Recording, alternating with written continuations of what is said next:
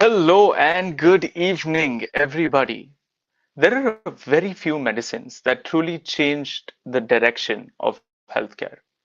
GLP-1 medications are one of them.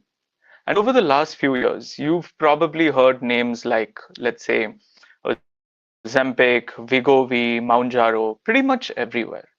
And the funny part about it is some people call it miracle drugs, and some people call it dangerous shortcuts. And the truth is honestly somewhere in between. Because these are powerful medicines, but for the right person, they can improve blood sugar, reduce body weight, and improve overall health. But it's very important to keep iterating that they are not magic, and they're certainly not risk free. So, today we're going to understand what these medicines are, how they work, and what exactly does the science say. And we're also going to be looking at a very important point on how to think about them if you're considering to take one. This life is mainly for people in their 40s and 50s. Maybe you've spent the last 20 or 30 years building your career, raising a family, growing a business, and even essentially looking after everyone else. And somewhere during that journey, your own health slowly took a backseat. So you've happened to gain a little bit of weight, your energy isn't what it used to be. And maybe you've developed type 2 diabetes or fatty liver, high blood pressure, high cholesterol.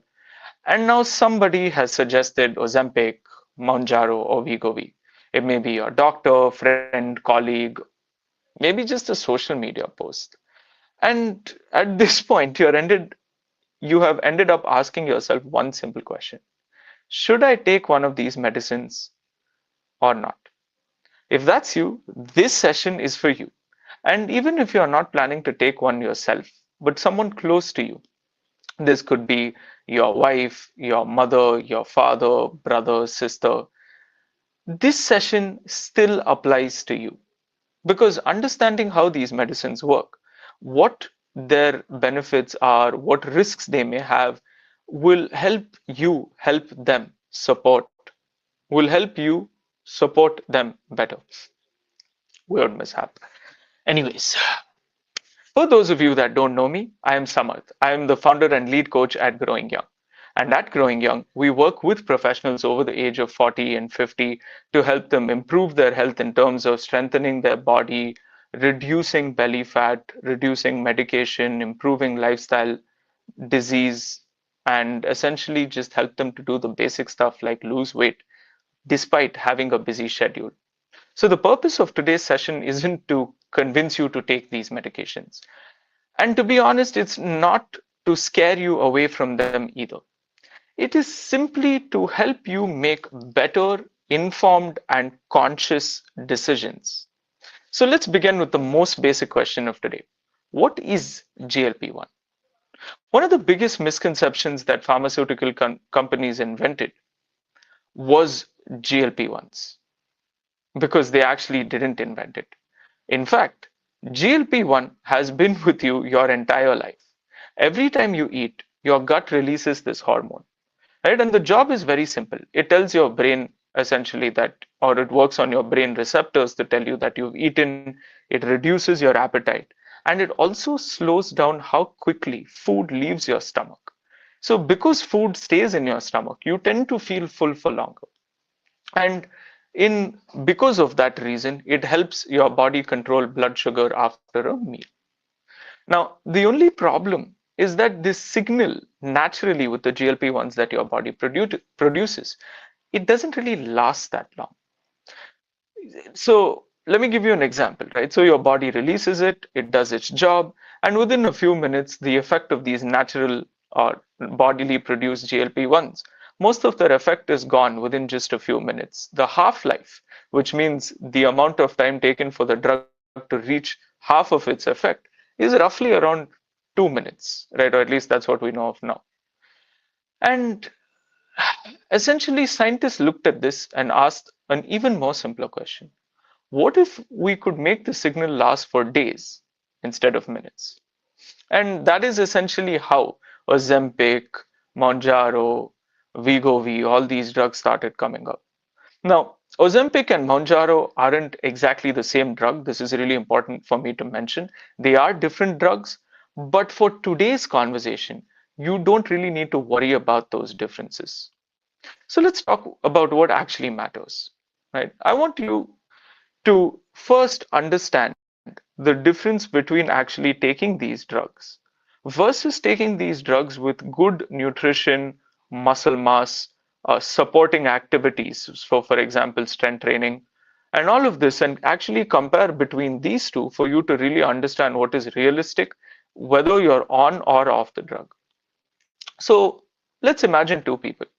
Let's say they're both 48 years old, they both have diabetes, type 2, they both have desk jobs, and they've both, let's say, gained around 20 kilos in the last 15 years. Now, their blood reports are almost identical. Their doctor prescribes the exact same medication, they start exactly at the same place. And let's say the first person, he takes this medication every week, but changes nothing else, right? So no exercise, no strength training, no attention to nutrition, and they simply eat less because the medicine has reduced their appetite. Now, let's say the second person does the exact same medication, but they decide to use this opportunity to rebuild their health, right? So they start eating protein, they begin with strength training at least 3 times a week, they walk more, they become more active, nothing extreme, just consistent. And roughly around 6 months later, they both would have lost weight, but they won't essentially have the same outcome. Person A, who just took the drug, will be essentially lighter, but the other person has become lighter, stronger, more fit, and healthier. Same age, same condition, same disease, but very different outcomes. Now, that is a hypothetical example.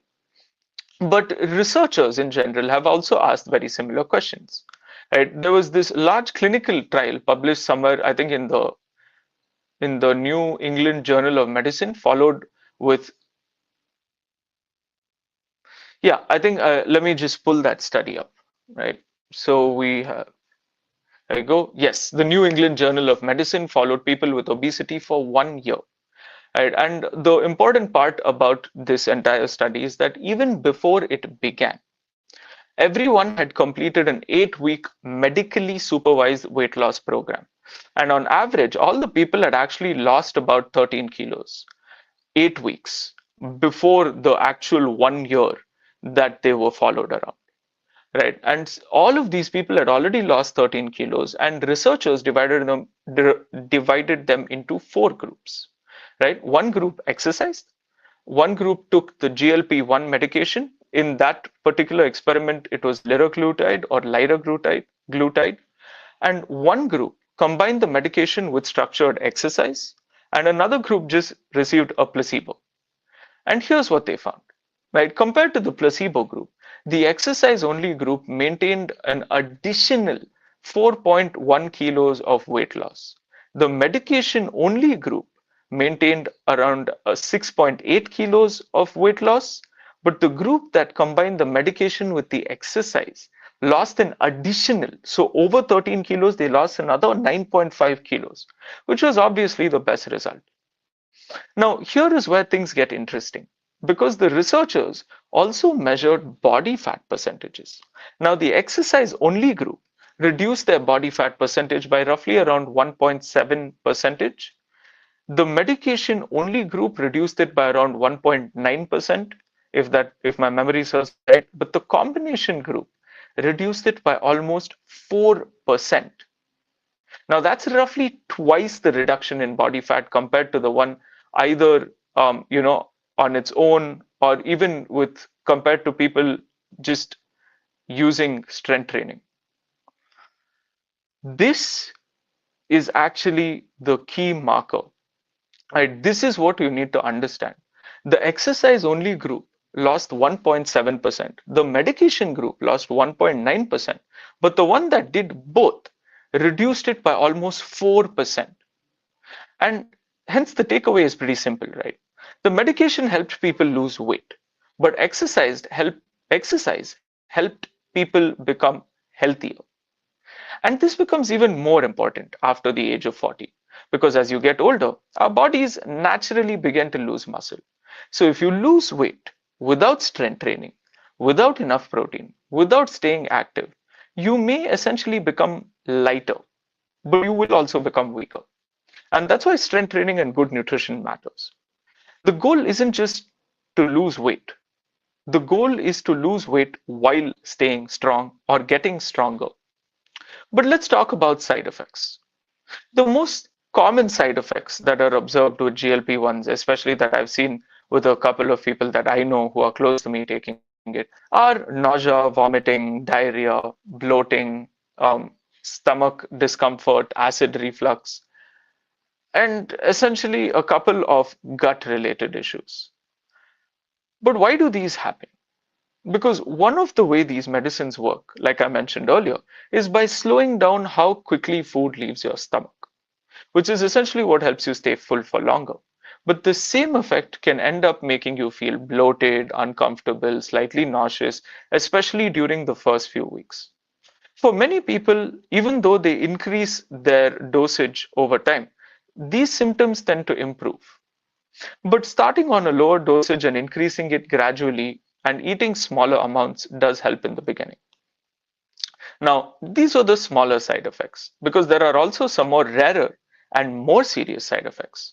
For example, inflammation in your pancreas, gallbladder problems, severe dehydration caused by severe vomiting, diarrhea, and the worsening of stomach emptying disorders.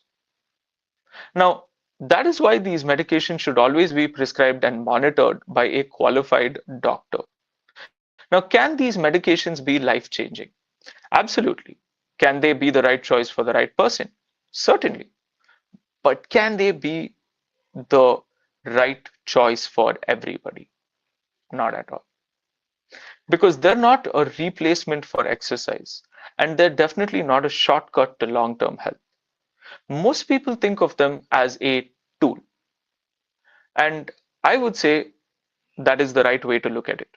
It is a very powerful tool because the medicine in itself creates the opportunity for you to do right.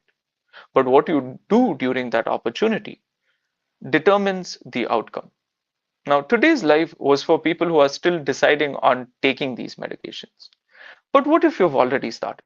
Right? Maybe you've already been taking Mounjaro or Ozempic for quite a while.